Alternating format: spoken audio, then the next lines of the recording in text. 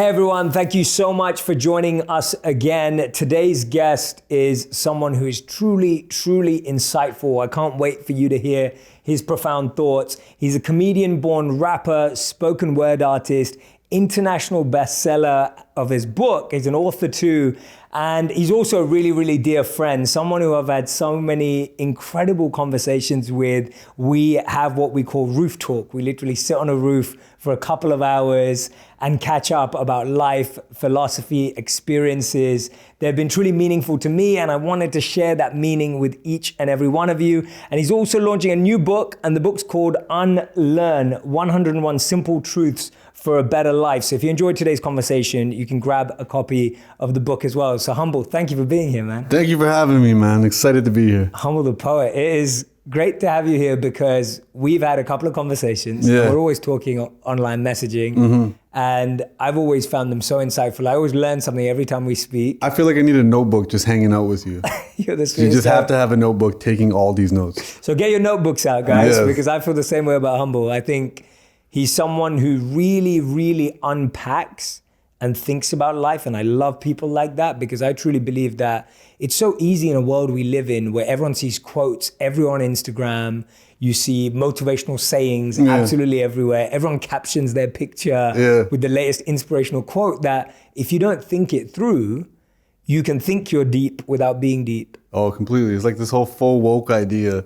And it's Full woke, I like full that. woke, I've yeah. never heard And of it's it. like, because a lot of the stuff is you read an inspiring quote and it feels good in the short term, and you don't take a deep dive to be like, well, is this a sustainable idea that's going to make me feel better past this 5 minutes, like a little dopamine drop. So definitely, I think for me, my whole journey came from me looking and searching for meaning, some level of fulfillment, and not accepting the fluff.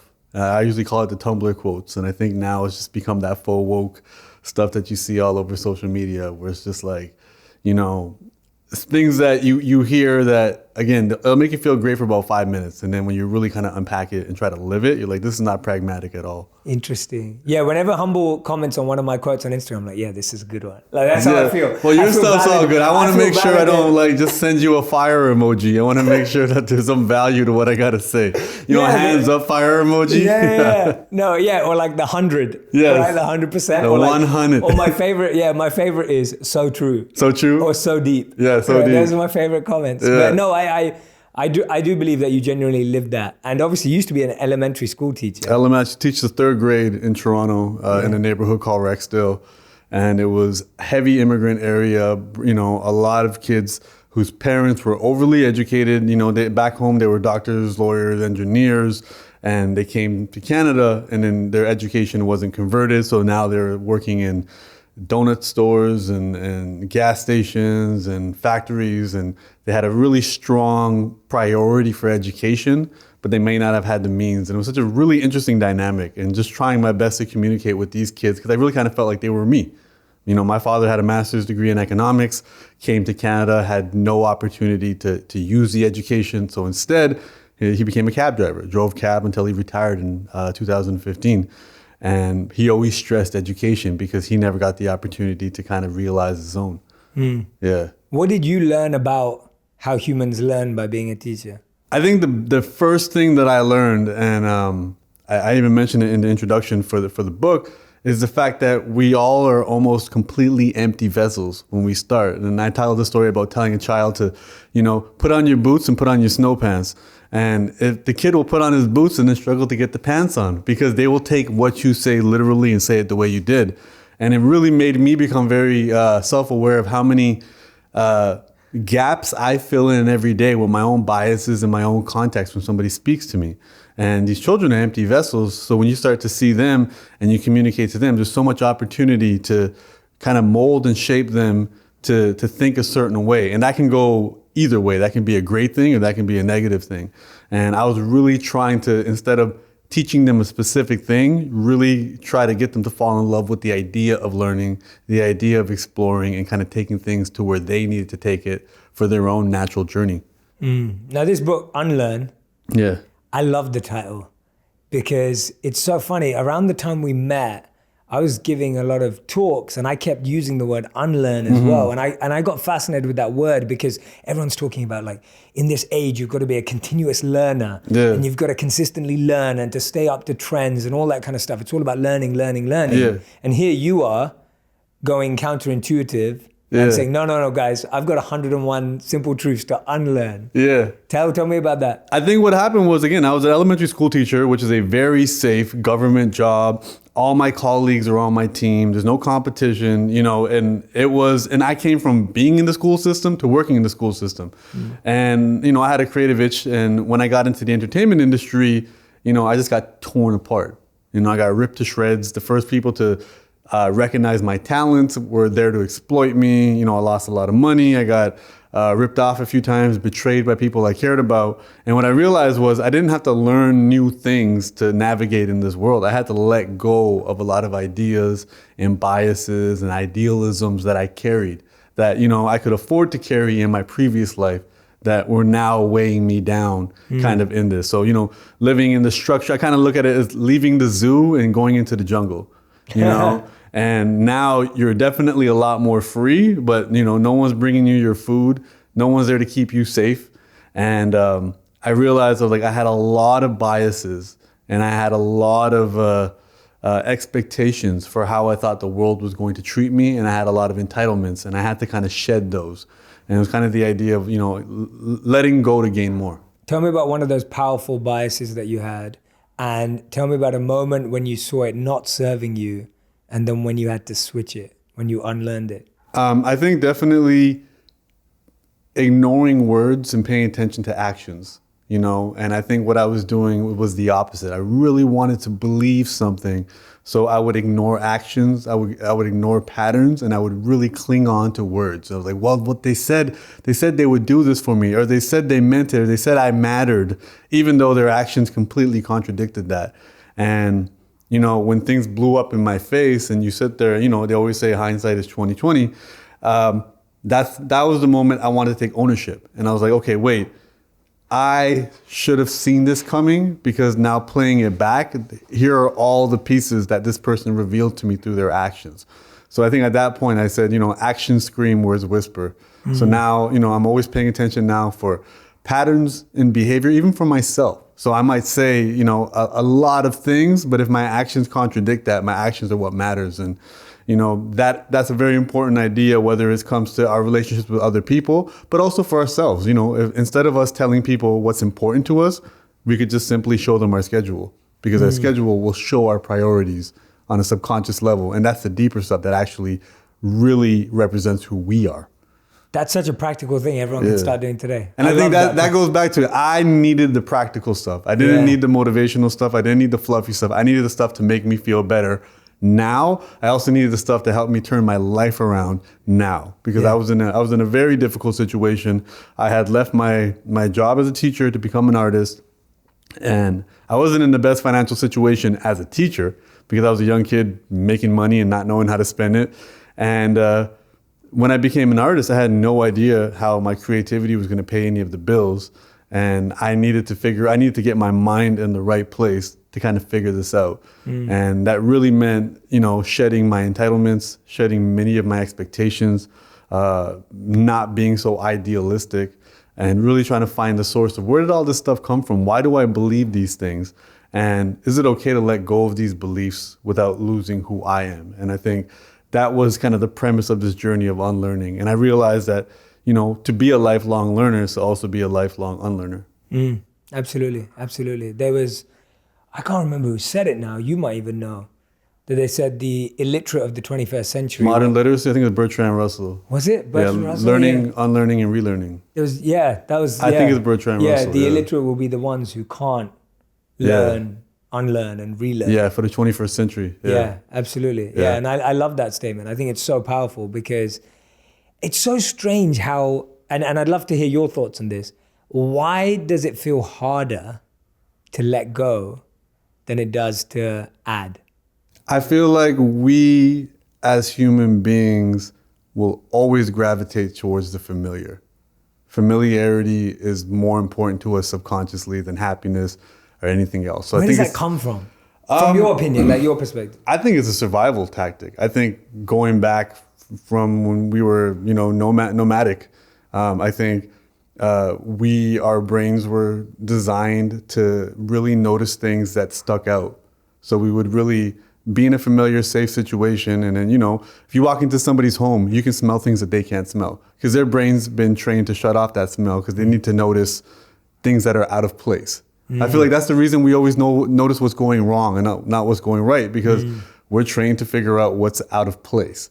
And I feel like it's the same thing when it comes to familiarity. It's if we grew up in a household and we saw a certain dynamic between our parents, that's our first experience of an observation of love.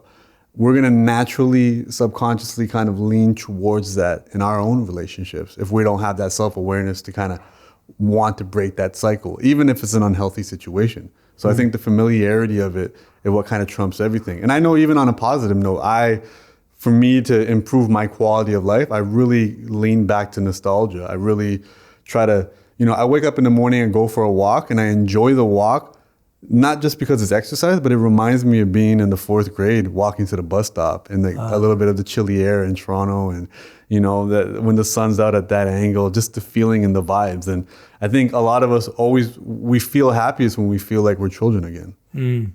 Yeah, that I totally agree with. Yeah. I've been playing a lot more recently. You've been playing a lot? Like trying to engage play into my life. Yeah. The feeling of play. Completely. And so whether that's playing a sport, which without the pressure of competition or winning, but still playing a sport without the feeling like, oh yeah, we've got to win. Obviously I'm still playing to win, but not with that pressure. Completely. Or even if it's playing more video games again or whatever it is, like just feeling like a child again without doing things with rigid structure, force. Completely. I don't think we should never lose that. I think we should never lose that childhood curiosity and the excitement. And I think what ends up happening is when we don't actively seek it, then I think subconsciously we just stick to the familiar.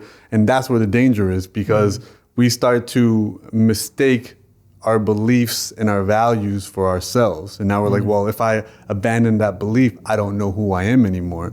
And I think that's where we get in a lot of trouble, because now some of those beliefs and values are stale and outdated, or they're not practical for the new lives that we live. And I think, if you were in a difficult childhood and you had to put on a brave face, or you had to have a certain level of emotion to deal with that, and now you're an adult and you're in a safer environment, you don't need to carry those same strategies over. Now, what helped you then could be hurting you now. And we need to be constantly reevaluating ourselves, being aware of it and trying to figure that out. And I mean, I'm picking it up on every way, shape, or form, from the way my mother used to punk me off for not clearing out the lint in the dryer, and realizing that I say that to other people, to, picking out my flaws, based off what people told me when I was a kid, to, I think recently when I was in high school, I didn't feel like I was, good looking enough to get girls or what have you. And then when I became a public figure, I started leaning towards modeling. And it wasn't because I cared about modeling. It was because I wanted the validation. Like, oh, look at me now. I wasn't cool enough in high school. And then you realize, you're like, hey, I'm speaking to an invisible audience, a bunch of people who don't exist, Wow. And whoever has said those mean things to me when they were 15, they probably grew up, and they're probably nice people now too. And I actually had an experience with that. I was when I was about 10 years old, there was this boy who he was younger than me, and he would always just try to start trouble with me and say a lot of racist things to me. And I was always on edge around him. And then, I thought he moved away. And then I ran into him at a party in university. And I don't know if he recognized me or not, but he was the kindest, sweetest, most accommodating person at the party. He was like, hey, welcome. Can I get you something to drink? What's going on? And you realize, you're like, he was a 10-year-old kid being a jerk, because that's what we all do. And now he's an adult and he grew out of it as well. And really being able to let go of that and realizing how often that situation created tension for me moving forward. Specifically, he was a ginger. So I remember not being aware that anytime I was around other gingers, there would be a little bit of tension. And I think that's what my journey's been now, is being like, okay, well, why do I feel the way I feel now? And what do I think the root of it is? And it's exploration. It's just kind of looking inside this universe within us to try to better understand ourselves. And when we do that, we can better understand the world around us. I love that, man. We're speaking to an invisible audience. It really is an invisible audience. That is so powerful. That is so powerful, man. I love that. Because what you're saying is we're basically creating a reality based on something that's subjective and almost unreal to a certain degree. Very unreal. I think, I had another friend, she went to some psychotherapy for an experience she had. And what they realized, the root of the issue that she went through was when she was like 7 years old, her mother left her at her aunt's house to go run an errand. And she felt abandoned because a 7-year-old mind to process that, it felt like abandonment. And she, as an adult, the exercise required her to go and speak to her 7-year-old self. And as an adult, she was like, listen, mom left us not because she doesn't love us. She left us because she trusts us, that we could be by ourselves with her aunt. It was a sign that she trusted you and that you could be responsible. Because from the adult lens, we can see it from different contexts. And she's like, immediately I felt my shoulders drop. Wow. Immediately I felt lighter moving forward. And we don't realize how much of the stuff we carry throughout our lives until, we face it. Yes. And in the moment we face it, it usually hits us on a physical level where you're like, oh, I addressed it and my shoulders drop. I feel lighter. That weight on my chest isn't there as much. And I think I've put myself on a journey to find out how much of that I can do. And as I learned it for myself and I began sharing it on social media, the top comment kept being, you're telling my story. How are you living in my head? And it made me realize that we're all in the same boat. We're all dealing with the exact same things. Totally. And me as a writer and somebody who can put words together, I think it's my job now, but it's my pleasure to help people figure out their thoughts, feelings, and emotions and simplifying it. I taught grade 3 for a long time. I know how to take ideas and simplify them and make it digestible. Yeah, absolutely, man. Yeah. No, you do it so well. When I was reading through the book yesterday, I was just like, everything's so well articulated. Yeah. And I loved what you talked about. Even if you repeat yourself twice, you're still presenting it through a different angle. Completely. And like you said, if anything's worth saying, it's worth repeating. And I love that because, even when you're repeating it, because you are a writer and a wordsmith, it doesn't sound the same. You're unpacking it a layer deeper. Yeah. And that's what I love about what you're talking about right now, that this unconscious bias that we all experience. Mine, big one, last year was all around wealth and money. So I grew up in a household where we always believed we had enough. Like that was our language. So I never had a lot of money growing up, but I wasn't broke. Yeah. And so we always grew up with the language, we always have enough. Like enough to get by, enough to survive, enough for Christmas, enough for this. And so I'd always grown up with that mentality, I'm always gonna have enough. Yeah. And it was just so interesting to me how I'd programmed myself unconsciously to see money as negative, to see money as an aspiration, as negative, and not realizing that actually, yes, it didn't have to be my aspiration, but it could be a tool or a resource, or it could be a powerful element that could be used for a higher purpose too. Completely. And the feeling around enough, like that word enough was just so limiting and so debilitating. And it's so abstract. So abstract. Like enough, what is enough? Enough in London might end up being a very different definition than enough in New York, than enough in Hollywood. One day, you're hanging out with your buddies and you have more than enough to go out to dinner at the local pub, but then you come out here and you start going to some of these bougie spots and all of a sudden enough isn't enough anymore. Yeah. And you start to realize how much of this is, we create the definition and we have so much power to redefine these things depending on who we hang out with, what values we chose to hold dear to us, and also how we view ourselves. Because sometimes if we don't feel like we're enough, then now we're trying to consume all this external stuff to try to compensate for that. But it never works. So what's a good practical step for someone to take to, first of all, identify their biases, their unconscious biases or the biases that you make? How do you first identify them? I think the first thing is there's got to be ownership. I think in every single situation, no matter what it is, there's always what somebody else may have done to us, what the universe or what our environment, what external factors, how they impacted us. But there's also a level of responsibility that we can take. What decisions we made, what expectations we had going in, what values and what things that we found are important. I think when we start taking ownership for those things, then we realize that's where our power is. You know, if I have a lunch date with you tomorrow and you just don't show up and you don't call, you don't do anything, I can start putting a lot of blame on you. I'm like, well, Jay stood me up. You know, Jay's not a reliable person. I can say all these things, but that is just putting all the power in your hands. You know, when whoever we give the responsibility to, we give the power. Or I can be like, hey, what are my responsibilities in this? What could I have done differently? And when we take ownership, I think we empower ourselves to make our situation better. And then it's no longer win or lose, it becomes win or learn. And I think when we start looking internally at every situation, and I have a friend recently, he went through a very challenging breakup.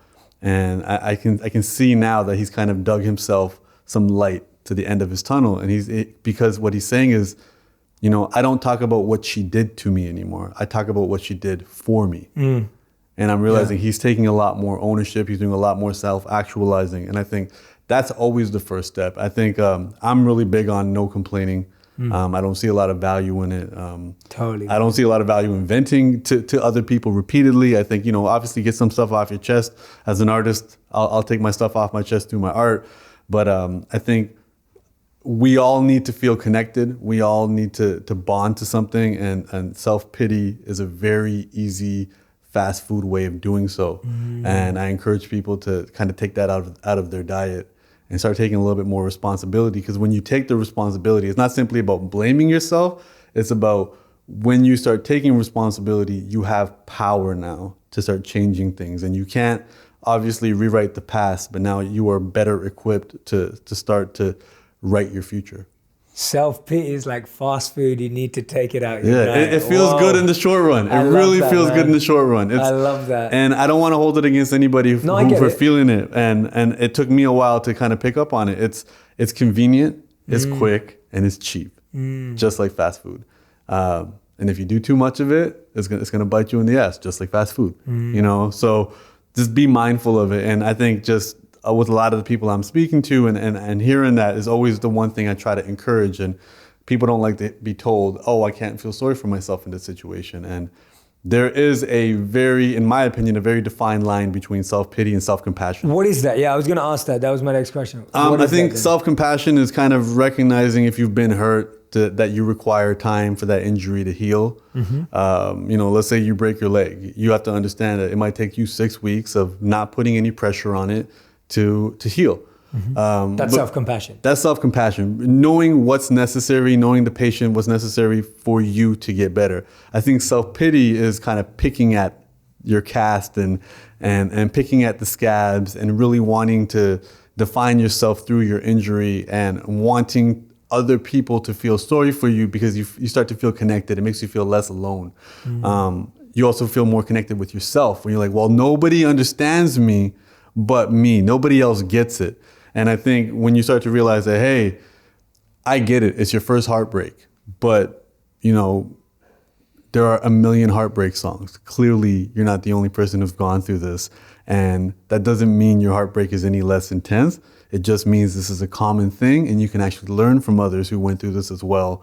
And if we address this as a community, it'll be a lot easier versus isolating yourself from other people and kind of going through a negative downward spiral. Yeah, absolutely, man. No, I love that. That's super powerful. Yeah, I read an article the other day that said it takes a village to deal with mental health. Yeah. Right? And it was just that whole principle about community and the principle of that you've just raised now. I think your relationships matter. I think your relationship with yourself definitely is the most important, and it sets the tone for the type of relationship we can have with other people. But we definitely can improve the relationship with ourselves through our relationship with other people. I had a friend recently just bring that up as well. You know, they work with a lot of people, and they said they had the self-awareness to be like, it's easier to stand up for other people than it is to stand up for myself. I avoid conflict. I don't want to shake things up. But if I see someone being disrespectful to somebody I care about, I no longer care. I can get in there. I can be assertive. I can be aggressive, but I can't do it for myself. And I think that's something worth exploring too. Sometimes we don't think we're worthy of being stood up for, or we're worthy of love, but everybody else is. And the truth is, we are worthy of it as well. We're all a work in progress. We all have flaws, and obviously we're going to like other people more than we like ourselves because we know ourselves more. Yeah. Obviously we see them in smaller doses, but we're all worthy of it. And how you treat yourself will set the tone for how other people will treat you. Absolutely, man. Wow.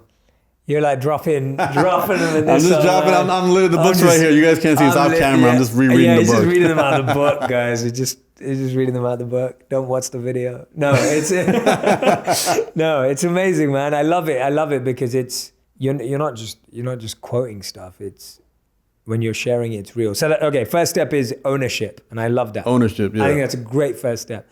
Second step, now that I've identified it, I've taken ownership. What do I do now? I think recognizing that you are not, your identity is not your absolute choices. So if you made a decision that you're no longer proud of, that's okay. And I think, we learn from that. I think in the book, I talk a lot about belief. I think a lot of people identify themselves through their beliefs, especially, in today's age with the tribalism, everybody's taking sides, whether you consider yourself left wing, right wing, what have you. And when somebody challenges your side right now, it actually encourages people to dig even deeper onto their side. So now the gap is expanding and the distance between people is getting farther. So I think what has to happen is we have to let go of the idea that we are not simply our beliefs. And we have to question, where did the beliefs come from? And I think for me, the moment that I really saw this was when I was a teacher. I taught in a community where we had a very large Muslim population, and we had kids from Afghanistan, Pakistan, India, Iran, a lot of the other smaller Middle Eastern countries.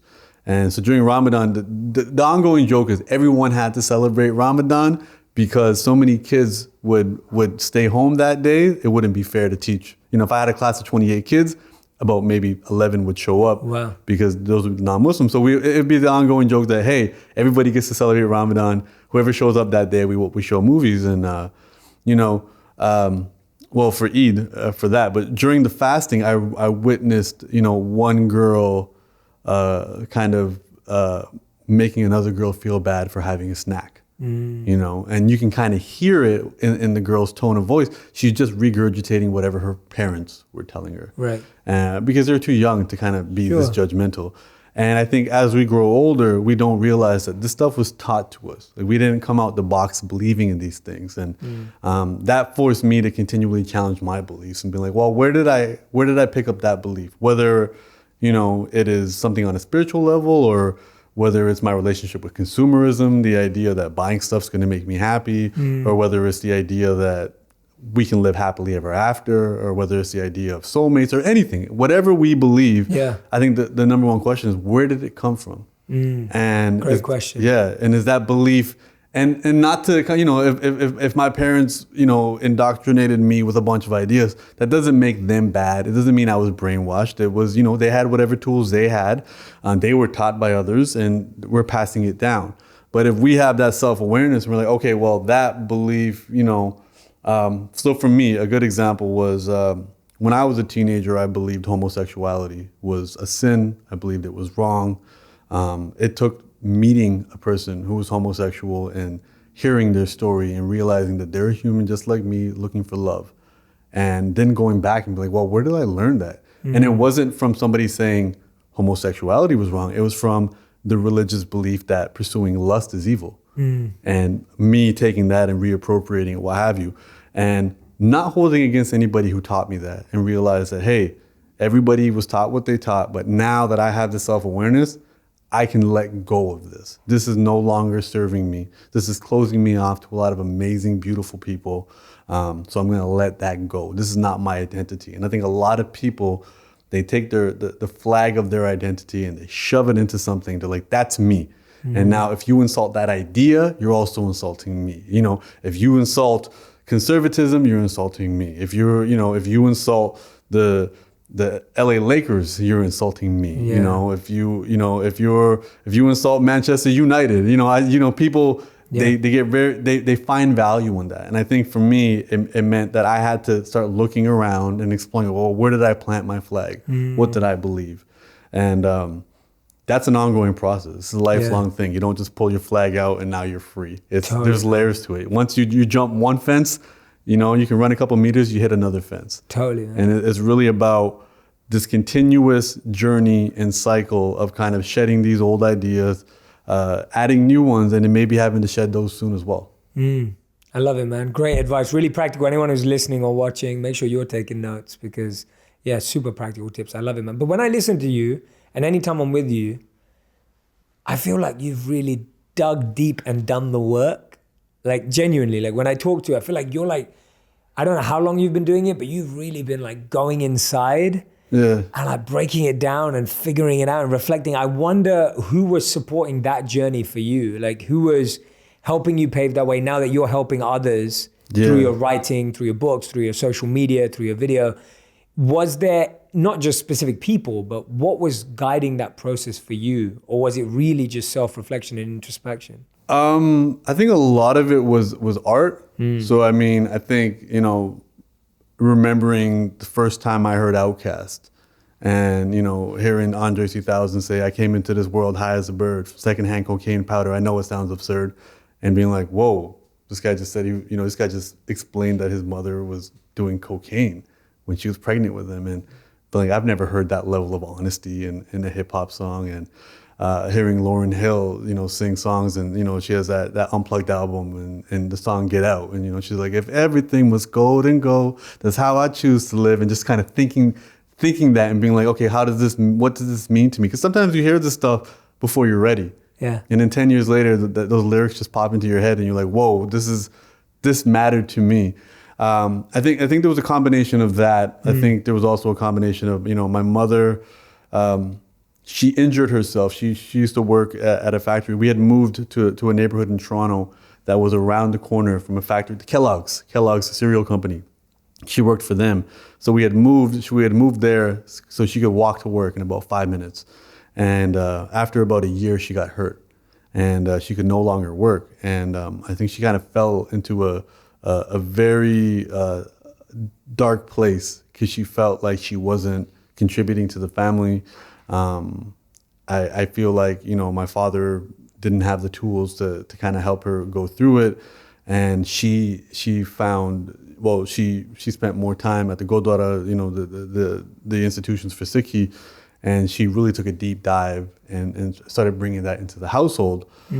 Sikh means student. And so I think the one good thing was that she'd send me to various camps and youth camps. And in the beginning, they were very superficial, but she started, the deeper she went, she started taking me places where we started having deep discussions. So I remember being like 11 years old, prepubescent, girls still had cooties, but we were talking about lust and the downfalls of lust, and me not even understanding it at that point, but everything was there and it was going to make sense eventually. So I think the deep thinking was always there. And then I made a boatload of mistakes, just a boatload of mistakes. And I got to the point where I literally was taking muscle relaxers and drinking NyQuil every day and just lying in bed, literally waiting for someone to save the day.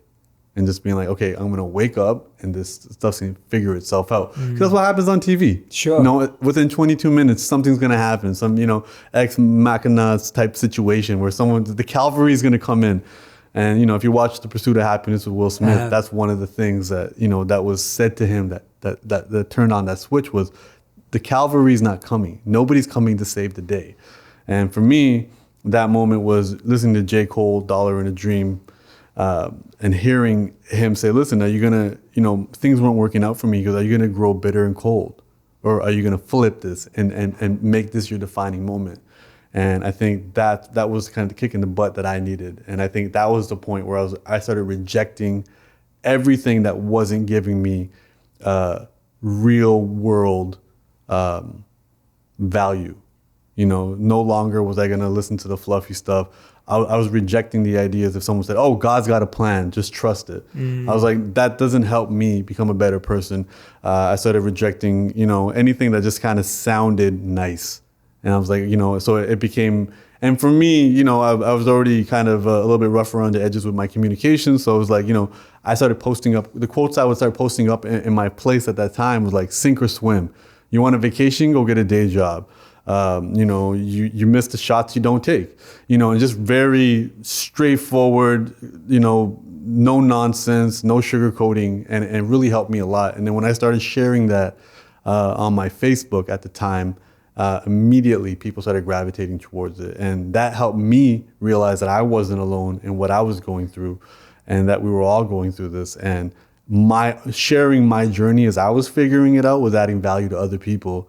And it helped me create a community and connect with people. And that's how our energies found each other. Mm-hmm. And you realize that. And I always used to tell that to people in the world of music. It's just good things happen when you put your stuff out. Totally, man. Yeah. When you're putting out the energy, naturally certain people get attracted and naturally certain people get repelled. Yeah. Because you are who you are. Completely. If you're putting it out there, and that broadcast either brings people closer or tells people, actually, I don't want to hang out with that person. Yeah, and it's interesting because a lot of people say, oh, do you believe in fate and destiny? And I was like, well, I believe in people paying attention and making action. So if someone says, hey, I want to become a professional dancer, and then somebody might say, hey, well, the place you got to go is LA. So then they moved to LA. It wasn't destiny that brought them there. It was them taking a risk and then paying attention. And then somebody says, okay, now you're in LA, go to North Hollywood. That's where the dancers are at. And again, making that move. And the person that continually pays attention and keeps making those actions and continually faces their own fears and decides, I'm going to leave my comfort zone, great things will happen for them. Now, if you meet them 10 years later and they're a world-renowned choreographer, you might consider them lucky. Yeah. But they weren't. Yes. Their baby steps added up. And I kind of view it the same way. It's just got to start making the baby steps. They add up. Again, as a school teacher, I realized that, hey, there's a 12, 13-year plan to get a child to read. We don't just take a 4-year-old and throw Harry Potter in their hands. It's first we show them the letters, then we start with the sounds. It's very slow, structured, but it adds up. And then, it creates, the greatest literary artists in the world, this system. And if we implemented that to our self-improvement, if we implemented that to our physical health, our diet, the sky's the limit. Yeah, absolutely. So if someone's feeling like you were beaten down, trodden down, lying in bed, waiting for something to happen, and they feel like they've been in that place multiple times, I loved what you did practically. Like you were putting up all these harsh, straight speaking quotes around you. What would be your advice to them when someone kind of feels like they've been in that place for a while now? So I think one of the shifts for me was I stopped saying, can I do this? So I stopped saying, can I get out of this hole? And I added one word, the word how. So instead of saying, can I get out of this rut? I said, how can I get out of this rut? And I think the flame that really worked for me specifically was my goal became, I want to be grateful that this is happening. What do I have to do to be grateful that guy screwed me over on the steel? What can I do to be grateful that girl left me and broke my heart? What has to happen? What does life have to look like? And when for example, when the business dealings went bad and I was in $80,000 debt and I had no idea how to earn any money as an artist, I had visions of, okay, well, if I have $80,000 positive in my bank account, that'll make me glad that I went through this. Tough times make tough people. And working backwards. Now if anybody's an athlete, that's exactly what you do. If you want to learn how to take a jump shot, you work backwards. You start with the footwork, you start with the ball handling. You do a whole bunch of stuff before you take the shot. Yes. And then you take the shot, the exact same shot 1,000,000 times. Kobe Bryant still practices the exact same shot, repetition. So I think for me, again, it was very pragmatic where it was like, okay, how do I get out of this? Okay, all right, I need to make money. I don't know how to make money. And then having this memory of meeting this real estate mogul and him saying, the way I got rich wasn't by making a lot of money, it was by not spending a lot of money. Then looking around my apartment and being like, okay, wait, I gotta get rid of all this stuff. So I sold everything on Craigslist. Then I sold the place. Then I moved back with my mom and dad, knowing that I could have been doing that 6 months earlier, but the only thing that was preventing me from doing that was the fear of embarrassment. Then recognizing that I was afraid of being embarrassed. I had, for me and for a lot of people, we have lovely families, and being homeless and on the street wasn't going to ever be an option. It was literally just being embarrassed and then facing that. And being open when people are like, hey, what's going on? Oh, I just saw you do this great gig out here in India. Oh, you must be living a life. And be like, no, I'm not. I'm broke. You know, I'm figuring it out. Yeah. But things aren't as fantastic as you may say. Yeah, obviously, you know, I got to do a cool thing and I took a picture and posted it online, but things are not amazing and I'm figuring it out and I will get there. A lot of the other fears I had, I remember I borrowed money from a lot of people that required me to call them and say, listen, I owe you money. I don't have your money. I'm going to figure it out. I'm not going to avoid you, but you're also not going to see me buying expensive stuff right now. I'm going to figure this all out. And again, it took me 4 years to get my bank account to zero. And then also having the self-awareness of every single day I told myself, when you get that zero bank account, you're going to feel like $1 million. You're going to stand on top of a mountain. You're going to cheer and you're going to feel like, you know, my pursuit of happiness moment that lasts a month. Yeah. And then, you know, it lasts a month and you got some other problem. And then you're like, okay, there is no happily ever after. Yeah. You know, my movie doesn't end. There's the next day after that. But then also realizing, hey, if I figured out how to go from negative 80 grand to zero, I can keep going, you know? And that the biggest gift that gave me was teaching me the value of minimalism. Because I didn't have much and was like, whoa, I didn't need any of the stuff that I used to have that I lost. I don't miss any of the stuff that I lost. I don't think anything I sold, I rebought. Wow. Nothing. I think, you know, nothing. I think the one thing I didn't sell because it wasn't at my place at the time was a bicycle, and I kept it, and it was an overly expensive bicycle. So I promised myself I would ride it every day to make it worth it. Then I fell in love with bike riding. Oh, wow. But nice. I mean, I sold my car. I still don't own a car. You know, I mean, we're at the point now where taking these rideshare services is cheaper than owning a car. Totally, man. You know, I sold a lot of equipment. You know, now, you know, I rent studios and stuff like that. I learned a lot that how much I actually needed to live, how much us as human beings get used to our conditions. So you'll get used to very simple conditions, but you'll also get used to very lavish conditions. You can have a beautiful house in the hills and after a year, home is home. Yes. It'll feel the same and you'll be looking at some other lavish house wanting more. And I think that gave me that perspective of, hey, you can keep climbing this mountain. There is no peak. Totally. So just have fun. You know, there's no pot of gold at the end of the rainbow. The rainbow is the reward. So have as much fun as you can. Yes. Stop taking things so seriously. Our time is limited here. So enjoy it while we're here. I love it. Humble the poet, man. Look, check that out. We're not done yet, but that is just like, wow, man. The fascinating thing I find is when I sit down with you, we agree on so much. Yeah. So I'm listening to you and I'm never trying to debate. Anyone who knows me and listens to me knows that I'm never cynical. I don't debate people. My whole goal is to bring out the best out of someone and serve someone by giving them a platform to share their light and share their truth. Mm-hmm. But what I want to do now is I want to dive into a few things I picked out the book. Okay. Because I love some of the ones I picked out and you've actually already gone into some of them, but I'm going to pick these out. So I love this statement that you make, and I think it's so important for people to realize this because I think it's a huge one. And this book literally busts myths. Like anyone who's listening right now, watching right now, this book busts myths, but in a big way. And so if you read this book, it's not just a book of cool stories and quotes.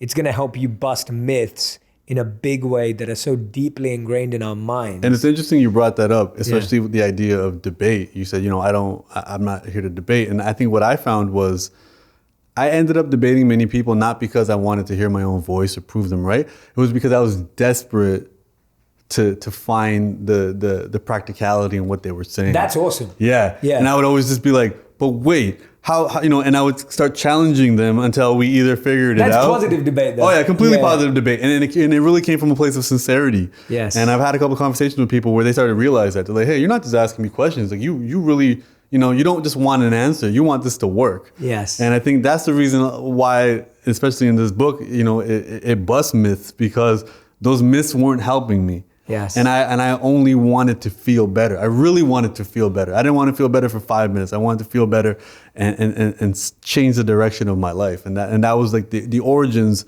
and the purpose of these words. Amazing, man. I love it. So this was one that I picked out. There aren't very many straight lines in nature. I wanted to talk about that because I agree. I don't like the belief. I grew up believing, well, actually, no. I grew up believing just like all of us did, like the straight line of work hard, study hard, get a good job, get married, buy a nice house, buy a nice car, and life will be perfect. And I kind of got to 18 And that's when I realized that that didn't work, not because I'd done the whole picture, because I hadn't, but I saw people who had different things. So I saw someone who had lots of money and they didn't seem satisfied. Then I saw someone who had lots of fame and I was analyzing their life and I was observing, I was like, oh wait, they don't have it either. And then I was observing someone who was really good looking or beautiful or whatever it is, and they didn't have it either. And so I was looking at all of these people, not that they weren't good people, but they didn't have happiness or meaning or fulfillment. And so the straight line just didn't add up. Yeah. So let's break that down, because I think that's such a powerful myth to bust. Yeah, completely. I think what we all have to recognize is, irrespective of your religious beliefs, irrespective of your heritage, if you're listening to this interview in English, you probably grew up in a society that was kind of based off Western philosophy, whether that was Judaism, Islam, or Christianity. And they set this tone of a straight line. You know, do this, do this, do this, do this, do this. And at the end, there is a reward. You and I both grew up in Eastern philosophy, which is cycles. Everything works in a cycle. So we don't think in straight lines, we think in terms of cycles. And when you start looking at life, you're like, well, maybe not in LA. But where I come from in Toronto, we have 4 seasons and they continually go in a cycle. Well, actually, London only has 1 season too. London has miserable. Well, yeah, miserable. And then when I visit, I bring the sunshine. So, and that's a cycle too, because I will continually visit. But I think realizing that things kind of work in a cycle, everything has a beginning, middle, and end, and a rebirth and a death and what have you. It made me realize that, hey, nothing works in a straight line. There's no straight path to success. There's no straight path to happiness. Everything works in cycles, and that's okay. I love the TV show BoJack Horseman, and there's a line in there where, his agent says to him, "You thought winning this Oscar was going to make you happy forever, but it won't. But it will make you happy tonight. Yes. So enjoy it." Yes. And, this whole idea that we want this everlasting happiness, but there's a cycle. The cycle is that fortunately and unfortunately, nothing will last forever. Not our worst day, not our best day. And that's okay. It's a cycle. Summers don't last forever. Winters don't last forever. Friendships don't last forever. Life doesn't last forever. The great moments won't last forever. The hardships won't last forever. It's always going to be an endless cycle. We are part of an endless cycle of birth and death. And really to understand that, hey, our society was structured on this straight line, and it's okay that we've all been kind of, when we don't know, we're always going to be dancing on the template that was kind of given to us until we decide, hey, this guy has to be something else. And to be honest, I think the entire world right now is on that template, and it'd probably be very disruptive if we all left at the exact same time. So for me, it was really recognizing that, hey, there's going to be a lot of twists and turns. There's going to be a lot of ups and downs, and it's supposed to be that way. And that's the only reason it's interesting. If you take anybody you admire from human history and you want to read the story of their life, it'll be a very boring book. Totally. It'll be a very boring movie. Yes. Anything if it was just a straight line and everything worked out. I think Bill Gates said it, success is a lousy teacher. And from that perspective, we have to embrace these challenges. And recently I was hanging out with a new friend I met, and I asked them, what are you looking forward to? What are you excited about? And they said, such an interesting answer. I'm really excited about all the chaos in my life right now.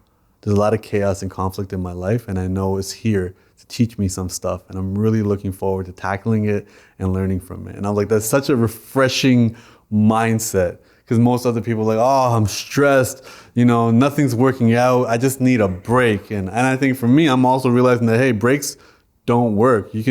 Everybody watching, you've had a big project you had to do, you had a big deadline, you had a big paper you had to get done, and then you promised yourself 3 days of just relax. And those 3 days happen, and then Monday comes again, and you're not rejuvenated. You're back to it. And so what I realized is, hey, you got to have those breaks every day. You got to take those naps. You got to have that me time. You got to play the video games. You got to watch those silly movies. You got to do that on your day-to-day basis. And there are no straight lines in nature, so let's stop trying to have a straight line in our own life. And when we flow the way everything else is flowing, and when we respect the way everything else works, I always say you can't speed up the snow melting. You can't speed up that broken leg healing. You got to respect the time these things take.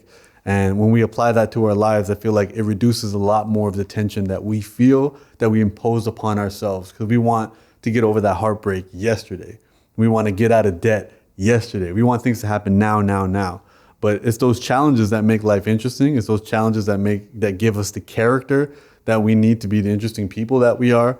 And it's those challenges that teach us lessons that we can pass down to other people, so they can start a little bit further ahead of us. And now they can address new challenges, new cages, new levels and depths of biases and context that we may have, that we may not have the time to explore on our own journeys.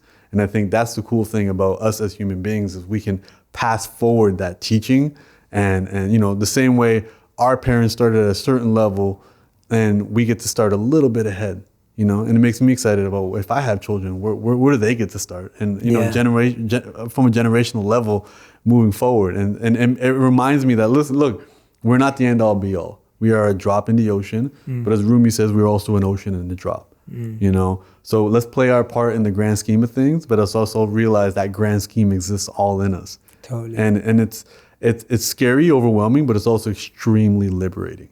And that's kind of how I look at it. Huge advice, man. Yeah, I love that. And there's been two ways that I've dealt with it, and I loved yours. My ways have been, every time something doesn't work out, I'm going through a period of chaos or uncertainty, or I'm trying to get something, it's not working out. There's two things I've always said to myself. One is, don't judge the moment, because I feel like we try and label and judge the moment as being bad. And I had a lot of friends who were like, it's a bad period for me right now, or it's a bad day for me right now, or it's a bad life for me right now. And you're just stretching out that moment, and you're judging that moment, which we know could be the best moment of your life. And so my first thing is, never judge the moment, because my judgment could be so wrong, and then I'll live to regret it later because I looked at it differently. And the second thing I've always done is, I've always said to myself, this only makes the story better. Right? Whenever I can look at a failure and be like, yeah, I got this failure, so that when I tell this story one day to myself, it's gonna feel better, because I'm gonna be like, yeah, like that, what you just said, like there's no movie of someone's life, or there's no book or history of someone's life that would be exciting if everything just worked out. And we forget that. We Completely. forget that. And for me, one of the best ways I've processed it, those are two questions or two things I say to myself. But I've recognized that in life, I feel we're always in 5 modes, and it's the cycle that you're talking about. Like, we're in 5 steps of a cycle. So we're either learning, we're either experimenting and testing, we're either performing, we're either struggling, or we're thriving. That's beautiful. Right? So that's the 5 modes of our cycle of life. You're either learning something, you're experimenting and testing, you're performing, like you're just making it happen, you're struggling, or you're thriving. Yeah. The problem is, we all always want to be thriving. Yeah. So everyone every year is like, why am I not winning the awards? Why am I not making the most money? What you said, like we want everything now. Completely. And so we want to be in thriving, when actually we're wasting all our energy pushing ourselves, pretending to be in thriving. Yeah. When you could just be learning. Completely. And I've seen that happen in my life so many times. And thriving, to everyone who's listening, thriving is 1% of all of it. No matter how good your cycle is, thriving, like you said, that enjoy it for one night. Yeah. That's where you sparked this thought. And I feel like, back to even your point of judging, it's not only should we stop judging things as bad, we need to stop judging things as good. Yes. We all have, and I know this without I can read your entire audience's mind. We've all had situations where, when it was presented to us, we're like, this is great news. 6 weeks later, it was the worst thing that ever happened to us. None of us own a crystal ball. We don't know how things are going to play out. And what we're best off doing is reserving our judgment for saying, oh, that's good news, that's bad news, because we don't know how that's going to play out. And it could be anything. And Kanye West lost his mother because she was getting plastic surgery. Yeah. He attributes that to him being successful. If he never became an artist and successful, she would have never gotten plastic surgery, and she would have never died. It can go either way. And we don't know.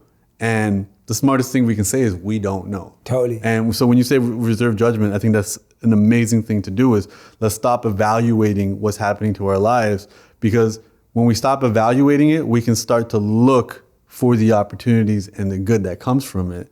And then thriving can be a mindset. Yes. And then it could be, no matter what's happening, whether we're in the dirt or whether we're in the clouds, we can have, our mindset is what maintains that. Yeah. And I think that's the fantastic part about that.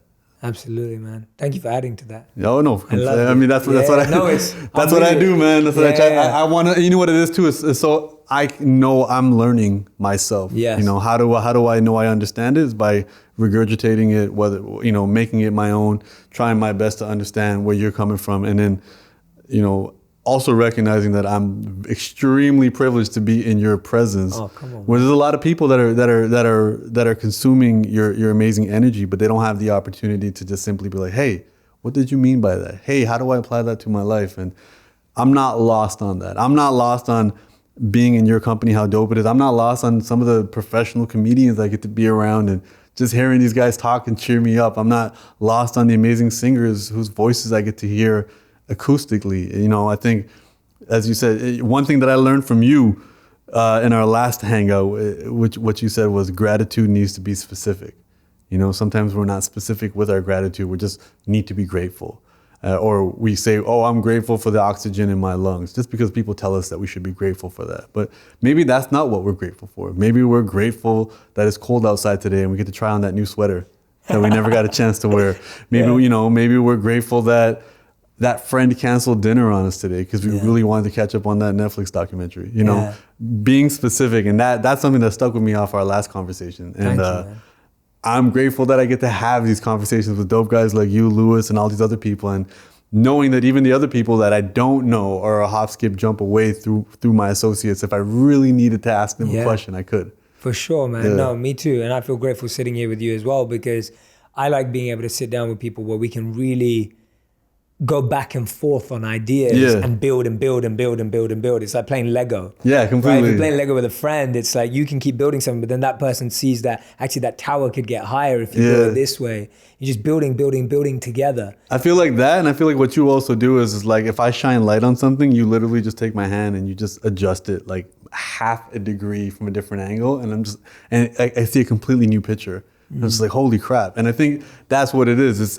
You're saying things that everybody listening to it right now, they agree with it and they hear it, but they were unable to put it in those specific words. And I feel like that's the value in the service that I think we're both striving to do. Is that we're trying to figure it out, and then we're trying to make it digestible for people who are also trying to figure out. And that's why they continually say like, oh, you read my mind. It's because, that's what we do, and other people in the world are painting it.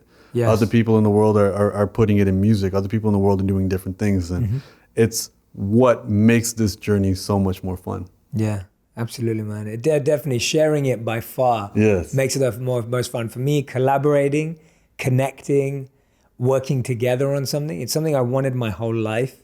And every time I'd make friends, when I was growing up, one of the biggest challenges with me and friendships was that it always became a competition, not from my side. I've always wanted to be like on good terms with people and kind of collaborate and be effective. That doesn't mean equal, but in the sense of like, I see the good in you, you see the good in me, let's figure this out. And I always found that friends I had growing up, especially my teens, turned it into competition. It was always like, oh, well, how many girls can you get? Or like, who's gonna have the nicer car? Or who's gonna, and I was just like, no, man, like, why does it have to be that way? Yeah. And it's interesting because that's always been, I've always been trying to grapple with that. But I find like as we mature and get older, people start recognizing we have different strengths, but we don't need to compare, right? And you talk about that in the book too. Yeah, and I think the irony of that all too is a friend, Masha Montano, who's an amazing soca singer out of Trinidad. He said there's 3 levels to this. It starts with competition. He goes, and then you graduate to cooperation, then you graduate to collaboration. And that doesn't even always have to be a deep thought. Let's just talk about, for example, getting girls. You go to the club with your buddies, and if you guys view each other as competition, now you guys all isolate yourselves from each other, try to go talk to the women. But if you guys worked with cooperation, for example, now a group of guys will do better speaking to a group of girls. And everybody helps each other, and it works a little better. Now, if you graduate to collaboration, where you say, listen, the goal is bigger than the sum of us individually. And you're like, all right, today, we're gonna help Jay meet the love of his life. And now all of us are wingmen and we're focused just on you today. And then the next time somebody else. But but the success rate will be even higher. Yes. And it's the same thing with art. It's the same thing with what we do, is we can view each other as competition. And now instead of, deep diving into your work, I'm trying to nitpick it. And I was like, oh, look at this guy spelling mistakes, or, oh, what's that idea? Or that doesn't apply. Or let me find the one time that his advice isn't going to work. Yes. Let's say, for example, you said something like, what doesn't kill you makes you stronger. And then I'm like, well, that doesn't apply if you're talking about cocaine. I could obviously do that. And I feel like, and you're new to Hollywood as well. And I've been coming out here for a couple of years. Here, there's a lot of cooperation. A lot of people like, hey, we will both benefit if we work together. Yeah. And I'm really trying to find those people, and I'm trying to, with them, move it to collaboration, which is what we're working on is bigger than all of us. And we feel like, and I think we all want that. That's the reason we go to sporting games. Yeah. We don't want, it's not about us now. Now it's about the team. Now we're part of that moment. We're all cheering. We're all chanting together. We're a part of something bigger than us. Now we are that drop in that ocean, that collective ocean again. And I feel like when people recognize the beauty of that, more people will be more likely to collaborate. Yeah. And say, hey, I'm a part of something bigger than me. Because you can only be a part of something bigger than you when you work and collaborate with other people. Yeah. And again, that applies to picking up girls at the club. That applies to working on a book. That applies to, being a part of a podcast. That applies to all of that type of stuff. Yeah. And I love how practical you make it, man. It has to be practical. It's just for making me, man. dating and picking up girls and everything practical. It has to, because I think also, because sometimes, and I think, the people that were doing this a generation before us, they always had this holier than thou, high and mighty. They always try to keep themselves living up to a certain lifestyle and a standard that was bound to fail. They would have to live secret lives. They weren't allowed to be human beings. And I think with guys like us, it's like, no, we're normal, flawed human beings. Totally. We're trying to learn it. And as I said, I put words together. That's the reason I sound smart. I'm taking other people's wisdom, I'm learning it, I'm absorbing it, totally, and I'm putting it into simple words because I taught 8-year-olds. I learned how to use that. And I always try to remind people that. That was one of the biggest things when this book first came out independently. It was really trying to remind people that I'm not a guru. You want to tell that story? Yes. Yeah. So what ended up happening was this book was such an organic process. Is in 2014, as I said, I was trying to figure out how to make money. I'll be completely honest. I was trying to figure out how to make money, and I started in the music world. I'm a rapper, and what happened was when you rap and you make music, you're a recording artist. I worked with a studio engineer. I worked with a couple of producers who made my music, and I worked with a film team to make my videos. And what happened was my studio engineer got in a fight with his girlfriend and stopped picking up the phone. And I didn't know how to record. And this is before GarageBand. And I didn't know what to do. And I had a new friend at the time who was the only other full-time creative I knew by the name of Lily Singh. And we had just started hanging out. And we were hanging out because we didn't know anybody else who was trying to do what we were trying to do. And she goes, figure out what you can do by yourself. What can you do by yourself so you don't have to call your video guy because if he's not available because he's shooting a wedding, or your producer because he's busy working his day job, or your engineer is fighting with his girlfriend, he went MIA. What can you do by yourself? You don't need anybody. And I said, I can write. And she goes, to write. And I go, I'm going to run out of things to write about. And she's like, well, it already sounds like you're making excuses. Just start writing and see if you run out. And what I used to do is I had a folder on my computer of just really cool pictures. And a lot of them were from ad agencies. And just I love the creativity of how they were putting messages across. So I just took pictures, I'd post them on Facebook, and I'd write about them. And I was so afraid that people were going to be like, hey, we didn't sign up for this. We want to hear your music. And, at that point, I was probably dropping a song once every 3 months because it took me a long time to make it. But with this writing, I could do it every day. And I was afraid that once I ran it. So first, I was afraid that they wouldn't embrace it, which they did. They loved it. And then I was afraid I'd run out of pictures and run out of ideas. And I ran out of pictures, but I didn't run out of ideas. And I just promised myself I would write every single day and post every single day and try it out for a year. Let's see what happens. And again, the top comments were, you're speaking my story, you're living in my head. And then after 3 months, the top comment was, you should write a book. I didn't know how to write a book. But I had a friend who was making signs, brochures, and posters for companies for a local business. He would make the displays for like Home Depot or whatever. And I said, hey, I want to make a book. Do you know how to make a book? And he goes, yeah, you have to learn how to use Adobe InDesign. So he sat there and he taught me how to use Adobe InDesign. So it took me about a year to write the book and collect the writings and take the thoughts and ideas I believed in. It took me a year and a half to build the original book, learning how to format, how to make pages, how to do margins and widths. And that happened in 2014. And what I did was I crowdfunded. I used a site called Indiegogo, which is very similar to Kickstarter.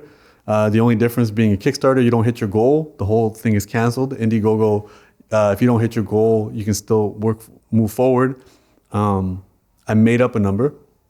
The number was 10% of what I had to give up my place for. I sold my home and moved back with my parents. And I said, listen, if you guys help me get this first 10%, I'll figure out the other 90%. And I did a crowdfunding campaign for 6 weeks, and I passed my goal. My biggest contributor was a Harvard professor who was doing crowdsourcing. He was doing his dissertation, and he was doing his tenureship in crowdsourcing, and he did it for like NASA. And he was just excited at the idea of an artist taking his career in his own hands. And he gave me the largest contribution, and we had never met. Wow. I didn't even know who he was, and that taught me that, hey, great things happen when you put yourself out there. Totally. Wow. And I went and asked for help, and it was really interesting because a lot of people I knew didn't contribute. A lot of people I barely knew did contribute. There was one gentleman who had a business, and he used to let me work out of his office instead of me going to coffee shops. He gave me a large contribution because he saw me working every day. It was the scariest, most inspiring moment of my life, asking for help, letting people know that I need help and everything's not all good, and people responding.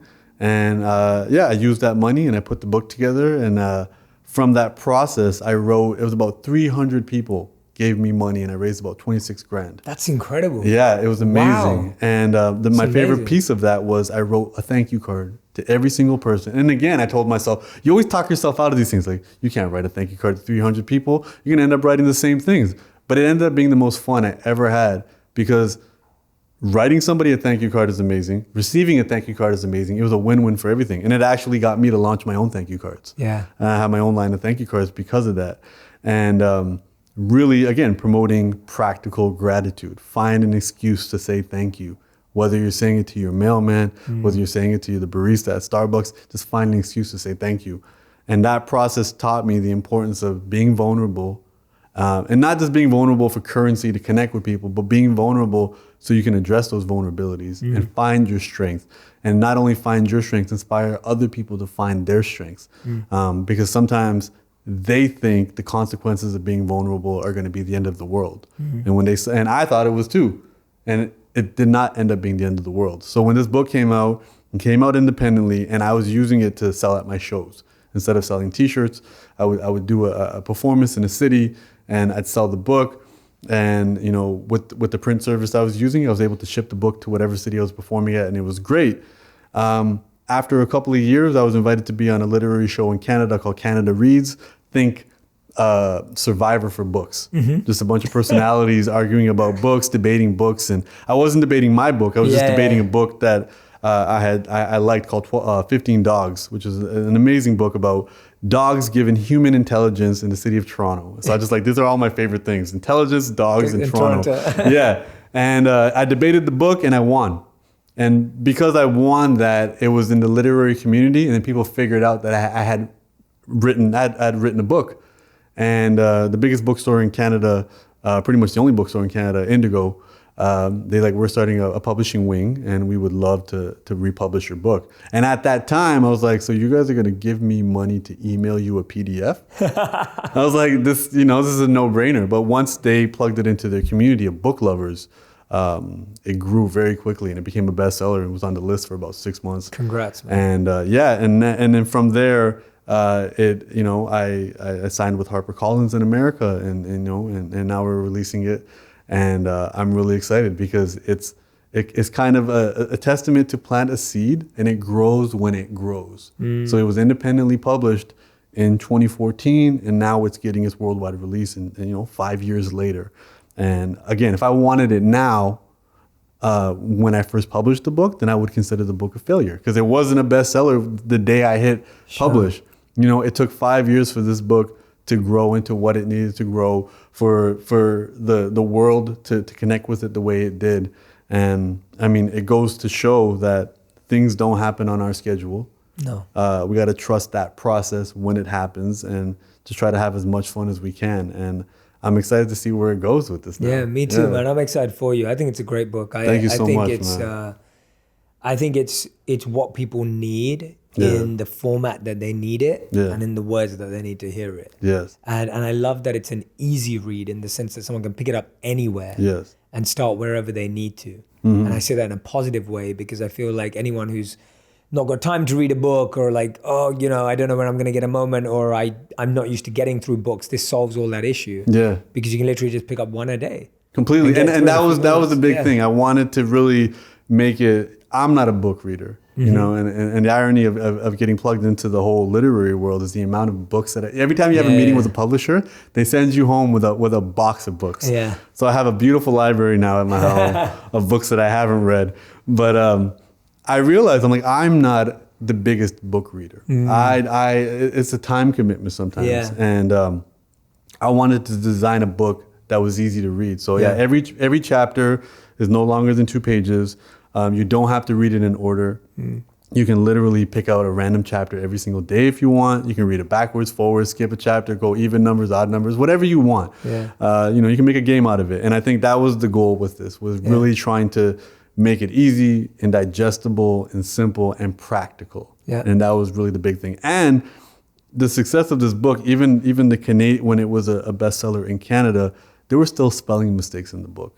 And I think it was a very important lesson that I wanted to stress with people, especially my artists who were watching and listening. Things don't have to be perfect. Totally, man. We that's an excuse we make, like, oh, I need a professional editor. Oh, no, I mean, I had it proofread from a girl I was seeing at the time and my sister. Yeah. And they proofread it, and even then it still wasn't perfect. Yeah. And this version now that you guys will be getting is professionally edited. And but even then, amazing editors at Harper who understood my voice. Yeah. And understood that his job here isn't to sound smart. Yeah. His job here is to be easy to understand and digestible.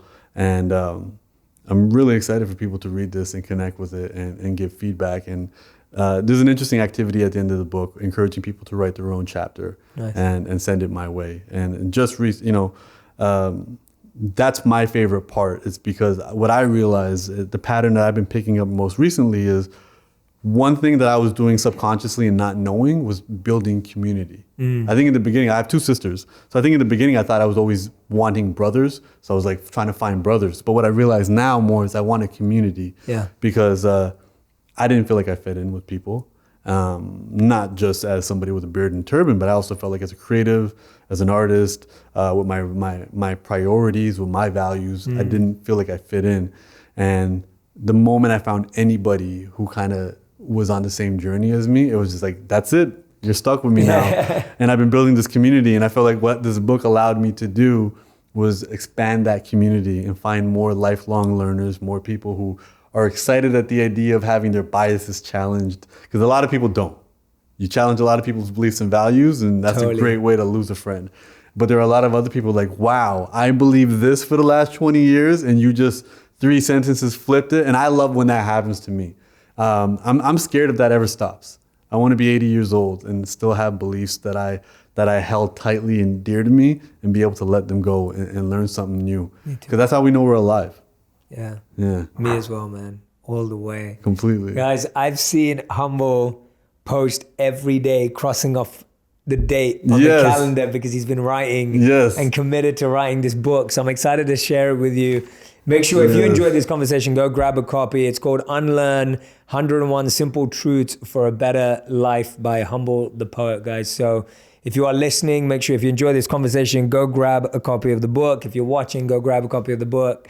Yes. It will just help you take away so many things in your life that are blocking you, and help you find the insights, the wisdom, and more importantly, just like real, true emotion that I really think is going to help people move forward. Completely. And you know what? And if you don't dig it, let me know. Just, that's cool too, hit me up on social media after, and just let me know what you didn't like. Yeah. And I mean, we'll take that. I am open to constructive feedback, and I want that to come across in the next book I release. I love that, man. Thank you so much, bro. Thank you for having me, brother. Thank you, man. Thank you. Thanks, Bless. guys, for listening.